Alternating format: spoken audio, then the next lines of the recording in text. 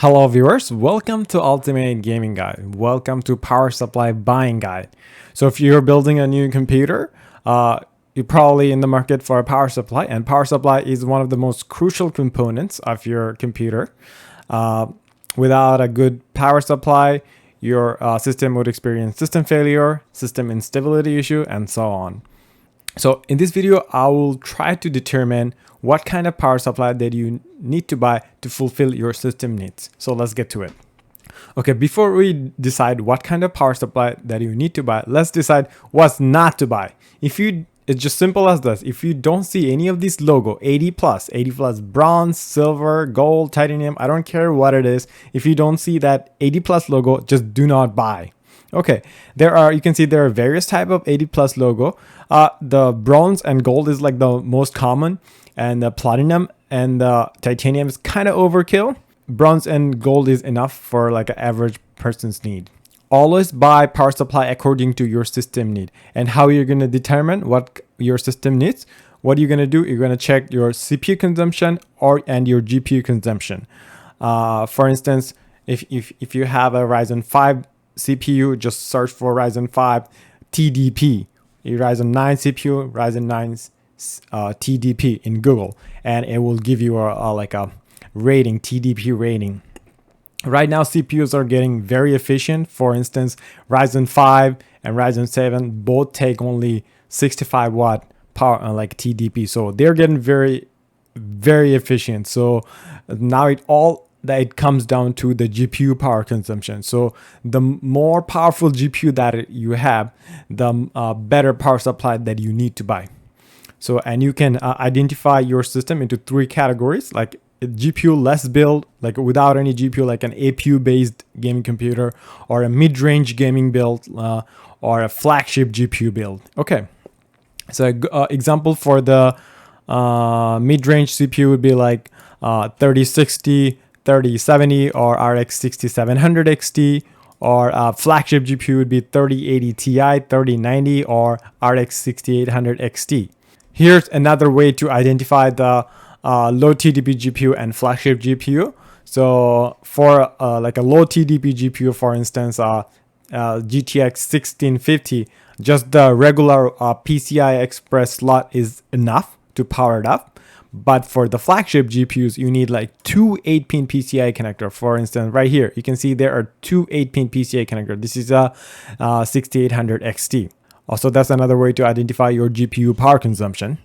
Here's a little formula that I made to determine what kind of power supply that you need. This is not a scientific formula. This is just based on my own experience, just to give you a rough idea.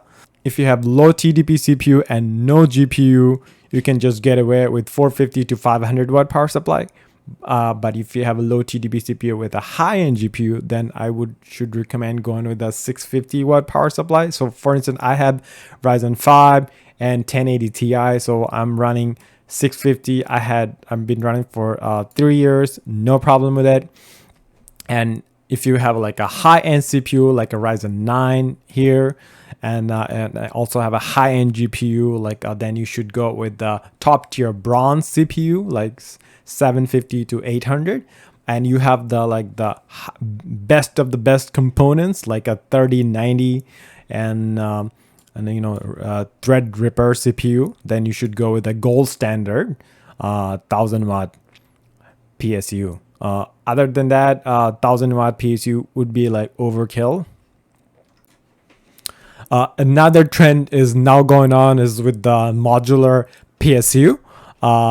When it comes between the difference between modular and non-modular, it's just all comes down to the aesthetics and expense. You can see with the modular PSU have a nice clean wiring, a better cable management. So I would recommend these for beginner and also for the pro builds to make it look nice and clean.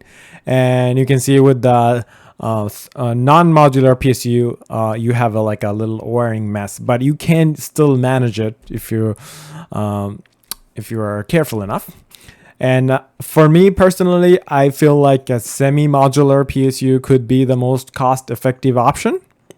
And if you're tight on budget, there's nothing wrong with going with the old school non-modular PSU. Okay, and when you're doing the PSU budget, if money is not a concern, always go for the higher tier PSU. You can upgrade it down the line, but if you buy like a low watt PSU, then you just have to replace it if you want to decide to upgrade. And if money is a concern, then sometimes look for like 80 plus certified used 80 plus certified PSU on eBay, but never buy an uncertified one. And sometimes the name brand PSU like Corsair, EVGA, NZXT are great options, but you can just save some money with the less known brand like Aries Game, Power Spec, if the money is tight. And finally, the Summery. Always buy 80 plus certified PSU. Never buy anything without that 80 plus logo. You can just buy the 80 plus bronze, should be enough for average people's need. And use that formula chart that I gave you. This is not a scientific formula. Again, this is just to give you a rough idea.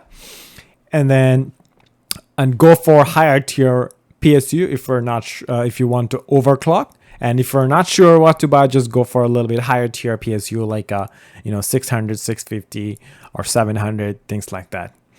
I hope this little video was informative and it helped you out. Be sure to like and subscribe, and thank you so much for watching. You guys have a good one.